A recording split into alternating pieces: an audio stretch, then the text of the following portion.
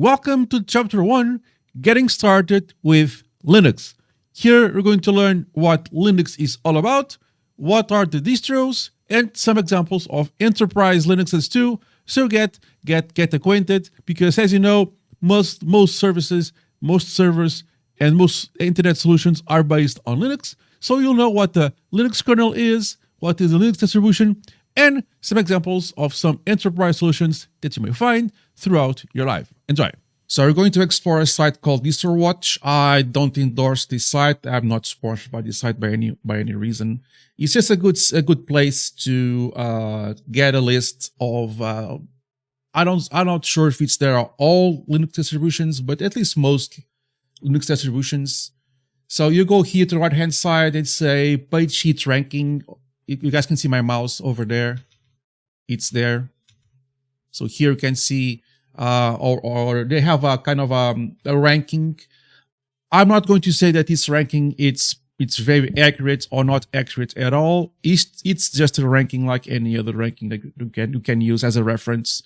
If you have the websites that you prefer as a reference, you can just use them. It's fine. It says the list of possible Linux distributions. So basically, a distribution is, in very simple terms, it's a group of the kernel, the Linux kernel that can be obtained freely. So if you go to a site called kernel.org, you can obtain the kernel freely. You can just download it and it's yours.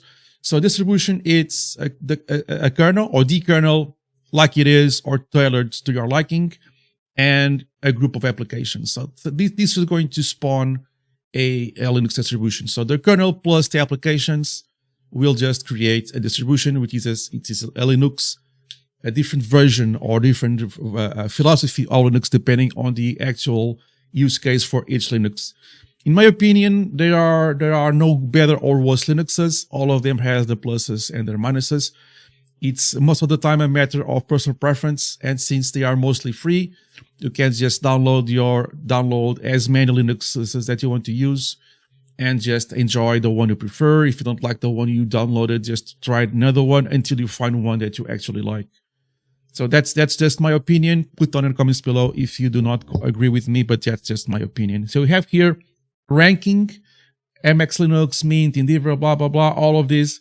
And if you look for Red Hat, I don't know if I'm going to be able to find it with my own eyes because I have that problem. Oh, there it is. So Red Hat, it's on ranking 69. Nice. Just a coincidence. I didn't know. So Red Hat is kind of lower on the list just because Red Hat it's a kind of an enterprise Linux. So it's not free per se. You can download and install Red Hat for free. Yes, but in order to get support and most of the updates, you need to pay for a license. There are very cheap licenses, that's true, but you have to pay for it. While most of the others are just free to obtain, free to update, and free to use. I'm not going to use Red Hat here in this training or my exercises. I'm going to use Rocky Linux. Rocky Linux is just a kind of a clone of Red Hat. It's the same thing. You can they basically are the same thing. Okay, there is no difference. But Rocky Linux, it's free to use and free to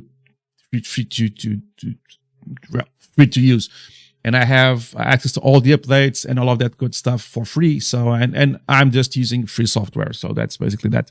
But it's the same thing. What we are going to do here this week or this month, whatever, how much time it takes me to do this series, it's going to be on Rocky Linux, which is the same thing as RHEL. So you can reference yourselves. You can reference yourself to these websites to see what are the offers of Linux distributions. You can pick the one, or if you want to stick with the one I'm going to use, it's Rocky Linux. You can download it freely. It's free to use. It's all good. So basically, distribution it's the Linux kernel plus the applications that will create a Linux with a specific use case. Or there are more generic Linuxes. There are more specific use case Linuxes. You can just go through the DistroWatch. DistroWatch is just one site that I'm using. I don't have any special care or special love for this site. It's just it's the site I use for the longest time, and I just go there because it works. Then continuing with all the chapter 1 stuff, then they go why Red Hat. So who is Red Hat, why Red Hat, blah blah blah. Well, basically you kind of adopt Red Hat because it's a enterprise-centered operating system, and it has official support and official updates. So most of the other Linuxes on DistroWatch, they have support and updates, yes, but it's kind of there are obviously can be exceptions, but for the most part, you get free updates and free free support from the community. So it's kind of everybody helping each other. With Red Hat, you have official support, official training, and official updates. It requires a fee, you have to pay, but at least it's there. And if you are running a big enterprise, you want to have that kind of that reassurance of having support when you need it, and having people help you when you actually need that help.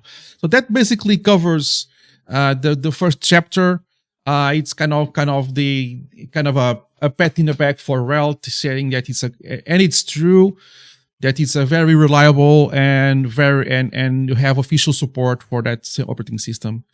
Again, and they also mentioned that you can go to the Red Hat's website and obtain a free copy of RHEL. That's true. Have different versions that can obtain for free, but at a certain point, you have to pay for a fee to have all the full updates and full support. They also mentioned containers, OpenShift, that are products that are kind of parallel or in series, depending on your approach, of the main RHEL-based operating system. So you have RHEL, that is your base operating system. RHEL, when I say RHEL, it's Red Hat Enterprise Linux. So you have RHEL, that is your base operating system. Okay, you have your base operating system. Then you have products that are built upon it. Most noticeable mentions can be said as Ansible, OpenShift, running containers, and also Red Hat virtualization. But that's for another time. All of this is about the base operating system. We have lots to do and lots to work, and we're going to start this right now. Like and subscribe if it helps, and it will keep you up to date for my future videos of all 12 or 13 or 15 videos about this series. And I'll see you in the next one, guys. Cheers.